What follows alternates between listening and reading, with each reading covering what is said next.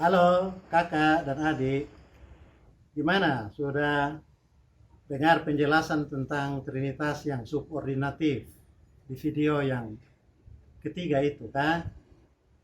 Ini tadi mama ada cerita bilang kakak telepon dan kakak rasa bingung dengan penjelasan itu karena ada masalah. Lalu mama minta supaya bapak beri penjelasan ke kakak. Oke, bapak siap bikin penjelasan, tapi coba kakak kasih tahu dulu masalahnya apa. Boleh ya, pakai live saja sekarang. Silahkan Kak kalau mau tanya. Iya Bapak, begini Bapak, di video yang pertama tuh Bapak ada omong tentang trinitas subordinatif. Nah itu dijelaskan kalau itu adalah trinitas yang ditolak oleh gereja karena keilahian Yesus Kristus lebih rendah daripada keilahian Allah Bapa. Nah menurut gereja yang benar ialah Allah Bapa dan Allah Anak itu memiliki kadar keilahian yang sama. Nah, sekarang masalahnya di dalam Yohanes 14 ayat 28 itu bunyinya seperti ini. Kamu telah mendengar bahwa aku telah berkata kepadamu, aku pergi, tetapi aku akan kembali kepadamu. Sekiranya kamu mengasihi aku, kamu tentu akan bersuka cita karena aku pergi kepada Bapakku, sebab Bapa lebih besar daripada aku. Hmm. Nah, di situ Tuhan Yesus bilang kalau Bapa lebih besar. Berarti sama dengan trinitas subordinatif. Nah, itu bagaimana, Bapak? Oh, bagus, bagus. Memang penjelasan tentang Trinitas itu harus merujuk pada Alkitab dan harus punya dasar yang kuat supaya jangan kita bilang kita mengada-ada tentang bicara tentang Allah Tritunggal. Nah, sekarang perhatikan ya. Itu pernyataan di Yohanes 14 ayat 28 itu. Jangan kita baca sebagai sebuah pernyataan yang berdiri sendiri, tetapi sebuah pernyataan yang berlangsung secara integratif dalam keseluruhan kitab Yohanes. Nah, paling kurang ada dua hal yang Kak mesti perhatikan kalau membaca kitab Yohanes. Ya, dalam kitab yang pertama, dalam kitab Yohanes itu ada bagian-bagian di mana Yesus Kristus secara eksplisit katakan bahwa Sang Bapa lebih besar dari dirinya. Dan betul kan sukutip Yohanes 14 ayat 28. Yesus bilang sebab Bapa lebih besar dari aku. Kalau hanya baca itu saja ya pergi ke Trinitas yang subordinatif. Tetapi jangan lupa ada lebih banyak ayat dalam kitab Yohanes yang justru kasih tahu bahwa Bapa dan Anak itu satu dan sama. Ya, mulai dari kitab Yohanes 1 ayat 1. Pada mulanya adalah firman, firman itu bersama-sama dengan Allah, dan firman itu adalah Allah. Berarti satu dengan Sang Bapa. Sama dengan Sang Bapa.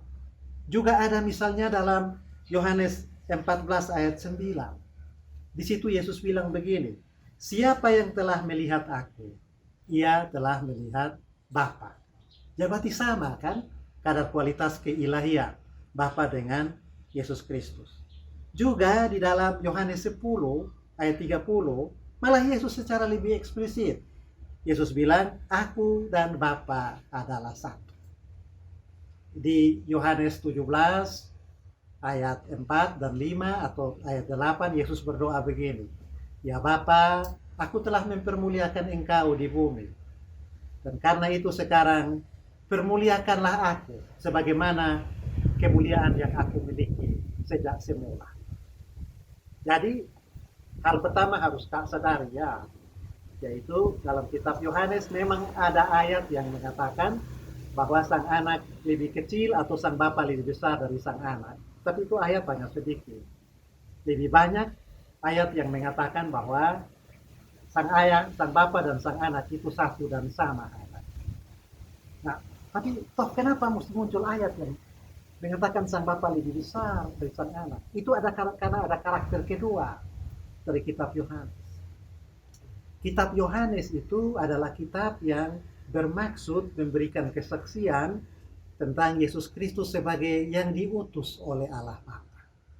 Ya, kalian bisa lihat di dalam Yohanes 1 ayat 14 ya, firman telah menjadi manusia dan diam di antara kita. Jadi firman yang tadi di Yohanes 1 ayat 1 itu adalah Allah bersama-sama dengan Allah. Sekarang dia telah menjadi manusia. Dia diutus Allah Sang Bapa untuk berdiam bersama-sama dengan kita. Di Yohanes 3 ayat 16, lupung ayat yang paling favorit itu kan, bilang begini, karena begitu besar kasih Allah akan dunia ini, sehingga ia telah mengaruniakan anaknya. Bisa kita baca, sehingga ia telah mengutus anaknya. Kitab Yohanes penuh dengan pernyataan-pernyataan Yesus bahwa ia diutus oleh Sang Bapa. Nah, kitab Yohanes adalah kitab yang bicara tentang pengutusan Yesus oleh Sang Bapa untuk melakukan pekerjaan penebusan atau pendamaian manusia. Jadi, memang Allah Bapa dan Yesus Kristus itu setara dalam keilahian, tetapi sekarang dalam status yang berbeda. Sang Bapa sebagai Sang Pengutus, dan Yesus Kristus sebagai yang diutus. Ya, yang diutus itu membawa otoritas penuh dari Sang Pengutus, tetapi dia tetap berada dalam posisi sebagai yang diutus. Mari kita bikin analogi. Analoginya seperti presiden dengan duta besar. Ya, presiden itu adalah pimpinan di dalam satu negara. Tetapi untuk kepentingan negara itu di negara tetangga, presiden tidak bisa hadir di negara tetangga. Begitu kan? Karena dia akan tinggalkan di pekerjaan di negara di mana dia jadi presiden. Karena itu dia mengangkat duta besar, lalu mengutus duta besar itu ke negara tetangga. Duta besar itu membawa otoritas penuh dari presiden di negara di mana dia bertugas. Tetapi pada saat yang sama, dalam status sebagai yang terutus, dia tetap menjaga posisi sebagai yang harus bertanggung jawab kepada Sang Pengutus. Dan karena itu dalam segala keputusan yang dilakukan di tempat pengutusannya, maka duta besar itu harus berkonsultasi dengan presidennya. Konsultasi itu menunjukkan bahwa mereka satu, tapi dalam posisi juga sebagai yang terutus, berarti dia lebih rendah. Ya, bukan dalam otoritas, tetapi dalam status kepengutusan. Kitab Yohanes begitu. Dan karena itu, di dalam kitab Yohanes ada muncul beberapa ayat di mana Yesus mengingatkan bahwa saya sekarang melakukan tugas penyelamatan dalam status sebagai pribadi yang terutus oleh Sang Bapa. Nah, kenapa Yohanes suka ngomong begitu ya? Ini juga penting untuk Kak ingat. Memang Kak sudah belajar teologi, tapi perlu supaya sadar agar orang jangan memperdaya beberapa ayat untuk bikin you menjadi tidak lagi percaya pada Tuhan.